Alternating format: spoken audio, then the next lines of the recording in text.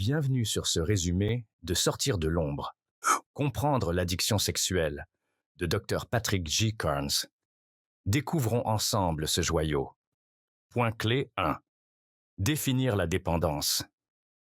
La dépendance est une interaction malsaine d'un individu avec des stimuli altérant l'humeur.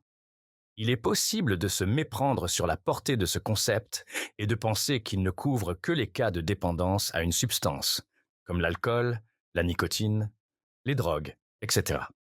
Cependant, il est essentiel de noter que le sexe fait également partie de ces déclencheurs, car les poussées chimiques et hormonales qui se produisent à cette occasion sont comparables aux effets des drogues.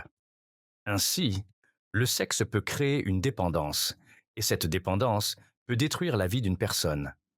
Les recherches montrent que la plupart des personnes dépendantes développent plusieurs dépendances à la fois.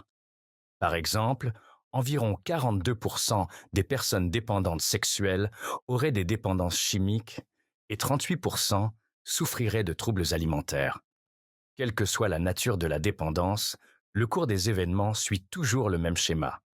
Le besoin d'un stimulant qui modifie l'état d'esprit commence à dominer la vie de la personne dépendante et devient son principal centre d'intérêt, reléguant tout le reste au second plan. La personne développe ainsi une double vie, une vie quotidienne routinière et une vie secrète, dans laquelle elle s'adonne à sa dépendance. Au carrefour de ces deux vies, la personne perd son identité. Cependant, il est difficile de maintenir deux vies si radicalement différentes. C'est pourquoi l'existence secrète finit par menacer et ruiner la vie normale.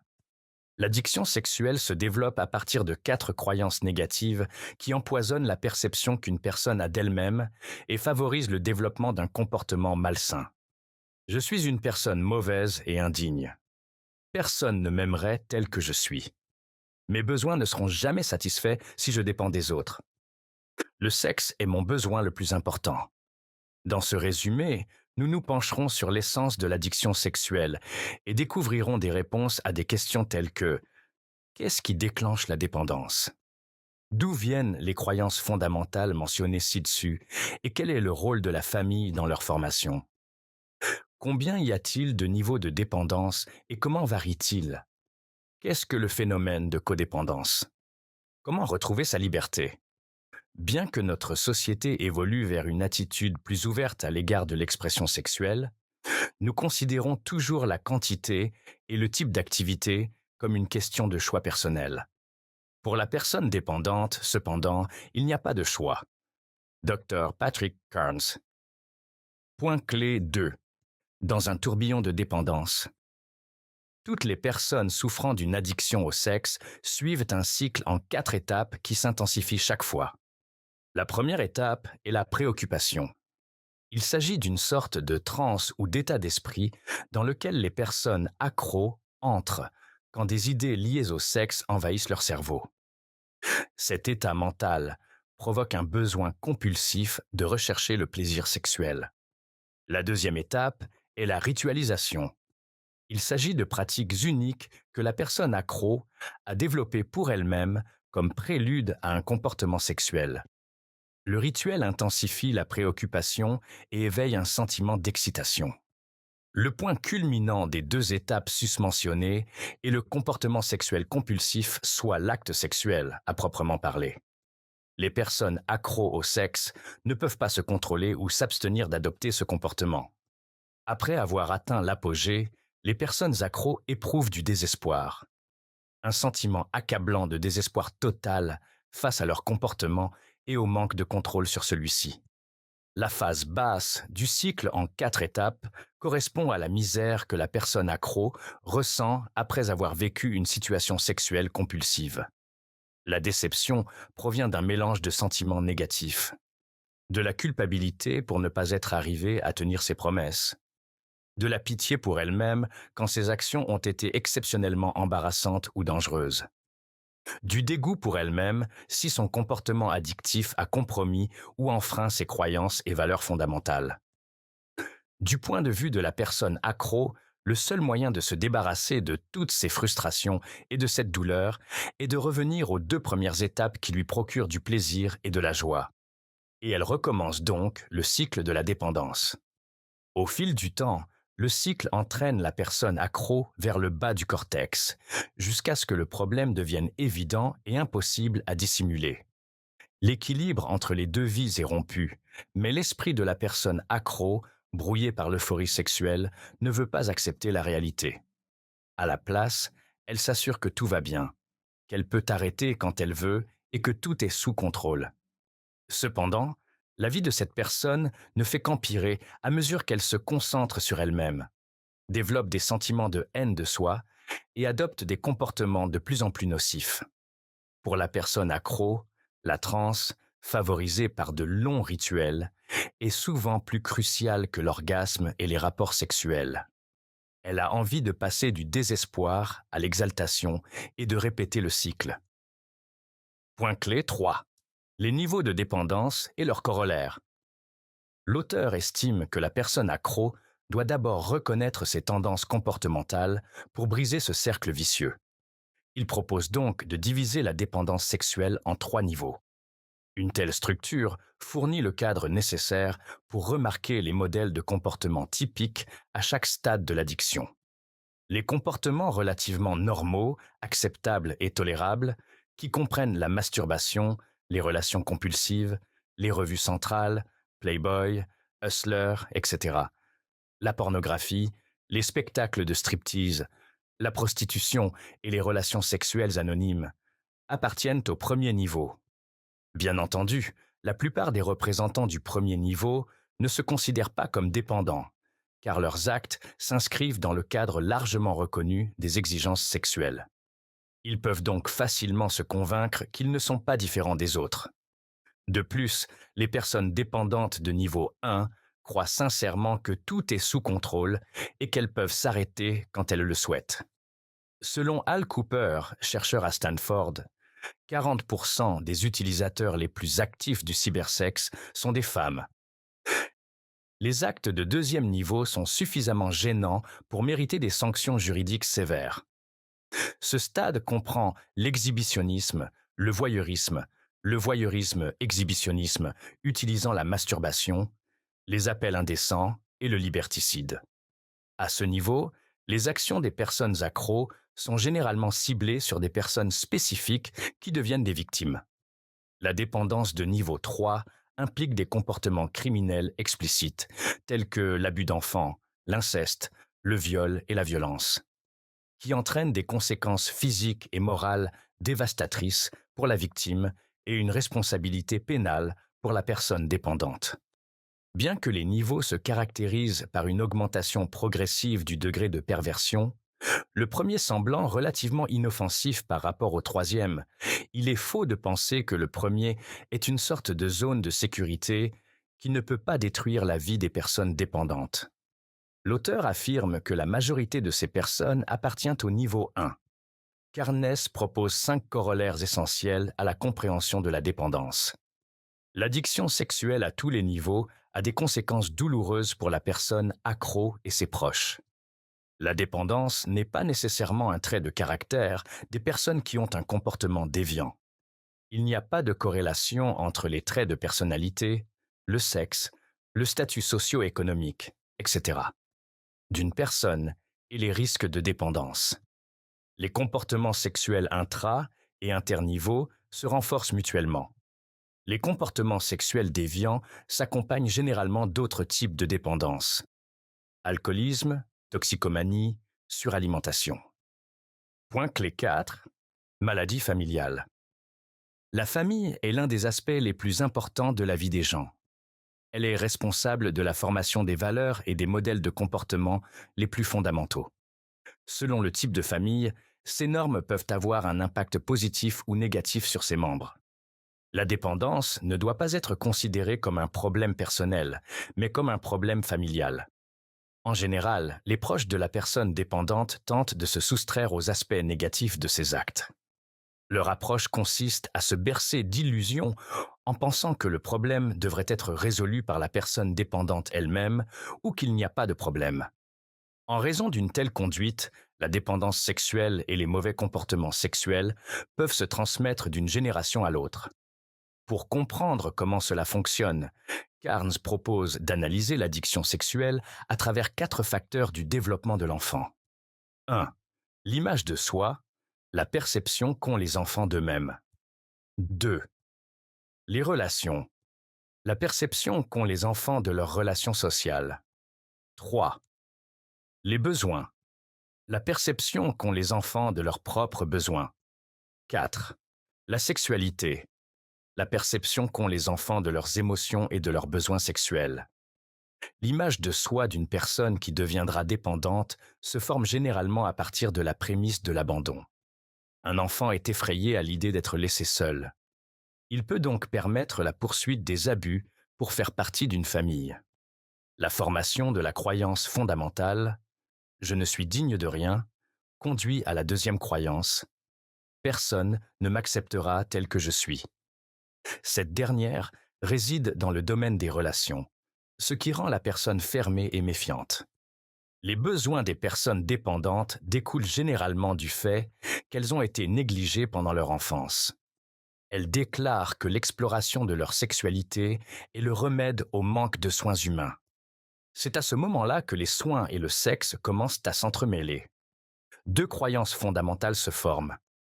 Mes besoins ne seront jamais satisfaits si je dois dépendre des autres. Et le sexe est mon besoin le plus important. Toutes ces croyances fondamentales ont leur fonction particulière dans le système de la dépendance. L'indignité structure la base émotionnelle du monde de la personne dépendante. La non-acceptation conduit à la création d'une vie secrète. La question du besoin fournit le carburant nécessaire pour enflammer la dépendance. Le besoin de sexe cimente la perception tordue de l'éducation. Étant donné que la famille établit les fondements et les conditions préalables d'une future dépendance, elle devrait également être la clé de la résolution du problème. Traiter une personne dépendante seule ne sert à rien. En effet, si un individu sain ou récemment guéri retourne dans l'environnement malade, il risque de contracter à nouveau l'infection. C'est pourquoi l'entourage proche d'une personne dépendante doit également participer à la thérapie. Point clé 5. Le phénomène de codépendance. Comme nous l'avons appris dans la section précédente, la dépendance n'est jamais l'affaire d'une seule personne. Cependant, il arrive que des amis proches et des membres de la famille, animés de bonnes intentions et du désir d'aider, contribuent à exacerber les problèmes de la personne accro. Une personne codépendante est une personne qui tente d'aider et de corriger la personne dépendante sans se rendre compte de la profondeur et des causes du problème. Elle fait souvent tout son possible pour maintenir la façade de la vie de la personne dépendante en donnant l'impression que tout va bien. Cependant, cet altruisme a un coût, car il n'attend rien de moins en retour de la part de la personne dépendante. Quand la personne dépendante ne change pas, la personne codépendante est déçue. Elle croit que c'est sa faute et qu'elle doit faire plus d'efforts. Ce raisonnement encourage la personne codépendante à exercer encore plus de contrôle et de pression sur l'autre, le soumettant à des sentiments de culpabilité et de condamnation, ce qui non seulement sera inefficace, mais encouragera également la personne dépendante à poursuivre sur ce chemin-là. Les personnes dépendantes étant impuissantes et incapables de se débarrasser de leurs passions néfastes sans l'aide d'un spécialiste, tous les efforts des personnes codépendantes sont voués à l'échec. Quand une relation se transforme en une interaction entre une personne dépendante et une personne codépendante, les liens d'amour peuvent se transformer en prison. La question demeure: pourquoi les gens s'engagent-ils dans une relation de codépendance aussi problématique et ne cherchent-ils pas immédiatement l'aide de spécialistes? La réponse est assez simple et conventionnelle. Des croyances fondamentales erronées, je suis une personne mauvaise et indigne. Personne ne m'acceptera tel que je suis. Et mes besoins ne seront jamais satisfaits si je dois dépendre des autres. Les personnes codépendantes viennent généralement de familles où leur dignité et leurs valeurs ont été constamment dégradées. Dès son plus jeune âge, la personne codépendante s'habitue à des relations abusives et compulsives. Ainsi, dans une relation personnelle, le rôle de personne codépendante lui convient parfaitement. Elle a tendance à tolérer, à nier ou à ignorer tout problème, car elle ne mérite pas mieux. Si le secret était révélé, tout le monde l'abandonnerait. L'addiction sexuelle de son partenaire est le prix à payer pour la relation, car elle ne connaît pas l'amour sans exigence. Cependant, contrairement aux personnes dépendantes, les personnes codépendantes n'interprètent pas le sexe comme le besoin le plus critique, mais comme l'expression la plus significative de l'amour. Ainsi, pour elles, le sexe avec une personne dépendante est une preuve d'amour, un indicateur du niveau de la relation et un outil pour manipuler la personne dépendante. Point clé 6. Les mots sexuels de nos croyances. L'origine des schémas comportementaux et des déclencheurs qui conduisent à l'addiction sexuelle reste un mystère. Aussi ironique que cela puisse paraître, la réponse a toujours été sous nos yeux. C'est notre culture. Notre culture est sexuellement malade. Pendant des siècles, la culture a soigneusement façonné des images stéréotypées des hommes et des femmes, qui sont profondément ancrées dans notre subconscient. Pensez à tous les films, romans et chansons qui vous sont familiers. Comment dépeignent-ils généralement un homme et une femme? Dans leur position dominante traditionnelle de soutien de famille, les hommes sont considérés comme des guerriers remplaçables qui ne peuvent se permettre de prendre soin de leurs semblables en s'engageant dans des relations interpersonnelles sincères et affectueuses. Ils s'éloignent des sentiments, car ils sont considérés comme une manifestation de faiblesse. Les hommes représentés dans la culture perçoivent souvent les femmes comme des objets sexuels, ce qui les protège des interactions émotionnelles et leur permet de considérer les relations sexuelles comme une opération financière, un service contre de l'argent, normalisant donc la prostitution. Ainsi, l'homme est représenté comme un symbole économique. Les femmes, quant à elles, sont représentées comme des mères, des ménagères et des soignantes dont le potentiel professionnel et économique est complètement dévalorisé. La femme est donc présentée comme un symbole de sexe.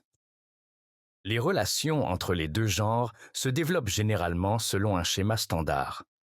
L'homme est l'initiateur de la relation, le dominant, et la femme est celle qui suit. Elle est la subordonnée. Il en résulte un archétype. Les hommes sont supérieurs aux femmes et doivent les gouverner, les contrôler et les financer. En réalité, ce stéréotype apprend à l'homme à être un mini-abuseur. En même temps, une femme est automatiquement placée dans la position de victime. Ces idées fausses constituent un terrain fertile où d'autres stéréotypes sexuels peuvent germer et prospérer. Par exemple, l'idée que seuls les hommes ont besoin de sexe alors que les femmes peuvent vivre heureuses sans.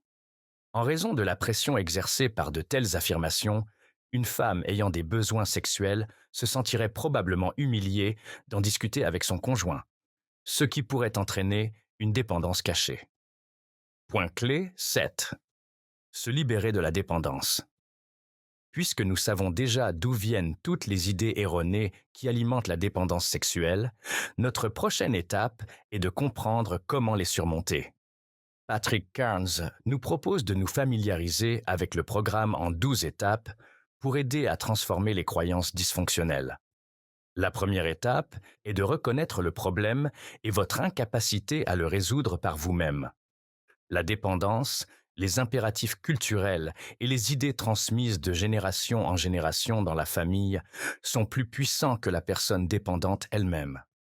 Les deuxième et troisième étapes sont spirituelles. Les personnes dépendantes ont besoin d'exprimer leur foi en une puissance supérieure qui les aidera à se rétablir. Les trois premières étapes réorganisent la première croyance fondamentale en « je suis une personne valable qui mérite d'être fière ». La quatrième étape demande une honnêteté totale de la part de la personne dépendante et de sa famille. Ils doivent faire part de toutes les difficultés et préoccupations auxquelles ils ont été confrontés au cours de la progression de la dépendance. La cinquième étape demande aux participants de discuter et de partager son inventaire de la quatrième étape avec une personne extérieure. Cela permet à la personne dépendante de se rendre compte que les autres ne la rejetteront pas après avoir découvert son secret. La deuxième croyance fondamentale est donc la suivante. Je suis aimé et accepté par les personnes qui me connaissent tel que je suis. Les personnes dépendantes peuvent surmonter leur peur de dépendre des autres en effectuant les sixième et septième étapes. Pour y parvenir, elles doivent être convaincues qu'elles ne sont pas seules, que Dieu est de leur côté et que d'autres personnes se soucient d'elles. La personne dépendante doit identifier les personnes qu'elle a blessées pour la huitième étape et essayer de se racheter auprès d'elles pour la neuvième étape. Ainsi, la personne dépendante réécrira la troisième croyance fondamentale dans son esprit. Mes besoins peuvent être satisfaits par les autres si je leur fais savoir ce dont j'ai besoin. Les dixième et onzième étapes ont été créées pour garantir la croissance progressive des personnes dépendantes. Elles encouragent les individus à poursuivre leur inventaire personnel, à confesser leurs erreurs dès que possible et à renforcer leur lien spirituel avec Dieu. Dans le cadre de leur éveil spirituel, les personnes qui ont atteint la 12e étape sont invitées à partager leur histoire et à passer le mot à d'autres personnes dépendantes. Elles peuvent ainsi partager leur amour et leur soutien pendant le programme. À la fin du programme, les personnes qui étaient dépendantes se rendent compte que ce n'est pas le sexe qu'elles recherchaient, mais l'amour et l'attention. C'est pourquoi la quatrième croyance fondamentale se transforme en le sexe n'est qu'une expression de mon besoin et de mon attention pour les autres. L'existence d'une personne dépendante ressemble à celle du Dr Jekyll et de Mr Hyde. Les deux se détestent, mais ont besoin l'un de l'autre pour survivre. Le saviez-vous? Les 12 étapes ont été créées en 1938 par Bill Wilson pour les alcooliques anonymes et ont connu un énorme succès. Par la suite, des thérapeutes s'occupant d'autres dépendances ont adapté les 12 étapes pour répondre aux besoins spécifiques de leurs patients, ce qui a donné naissance à des programmes tels que les 12 étapes pour la toxicomanie ou la dépendance sexuelle, etc. Conclusion. La dépendance est une maladie envahissante, dévorante et destructrice qui se propage comme un virus et infecte tout ce qui se trouve sur son passage. Ce problème fait des ravages dans la vie de la personne dépendante, jette une ombre sur ses proches et la contraint à des relations de codépendance toxiques. Ne sous-estimez jamais la dépendance. Ce qui commence comme une attraction sexuelle typique expliquée par des besoins fondamentaux du premier niveau peut se transformer en une véritable catastrophe au fil du temps, transformant les personnes dépendantes en criminels et leurs intérêts sexuels en victimes. Pour éviter que la dépendance sexuelle ne se développe dans les générations futures, les familles devraient examiner les normes et les croyances qu'elles transmettent à leurs successeurs. Cacher, nier et isoler la dépendance ne les rapprochera pas d'une solution à ce problème. La sincérité, l'ouverture, la gentillesse et l'attention sont les clés qui ouvrent la porte à une vie saine. Les émotions et les préjugés sont les principaux obstacles à une vie sans dépendance. Si une personne est prise dans la toile de l'addiction, elle ne peut pas s'en libérer. Sa vie et ses actes échappent totalement à son contrôle. Faire honte à la personne dépendante et la condamner ne la motive pas à arrêter. Au contraire, cela les conforte dans leur sentiment d'indignité et les pousse à sombrer encore plus dans la dépendance pour noyer leurs émotions négatives. Les personnes dépendantes peuvent vaincre l'addiction si elles acceptent le fait d'avoir un problème et se débarrassent des croyances négatives qui guident leur comportement. La personne dépendante doit prendre conscience de ce qui suit. Elle mérite l'amour. Elle est acceptée comme elle est. Elle peut satisfaire ses besoins et compter sur les autres sans crainte.